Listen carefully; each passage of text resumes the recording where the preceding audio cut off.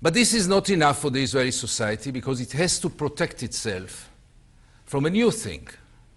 After Cast-Lead, Operation Cast-Lead, I see it as a turning point, at least in public opinions, at least in Europe, not yet with governments, but with public opinions for sure in Europe and maybe also in this country.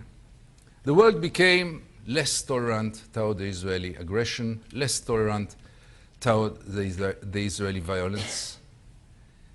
And critics started to be heard really everywhere, and Israel became really a condemned place, more than ever. Would you think that this will change any perception in Israeli society? Not at all. Because we have an answer for everything. The world is anti-Semitic. And if the world is anti-Semitic, it's the world's fault, not ours.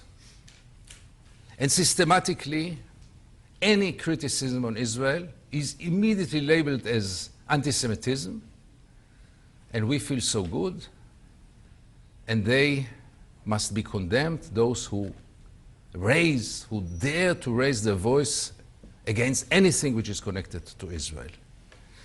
Maybe the best example was the attitude toward Goldstone, a declared Zionist, whose daughter spent 12 years in Israel out of conviction, who is a world-famous and appreciated expert for international law and judge in the special courts for the Balkans and for Rwanda.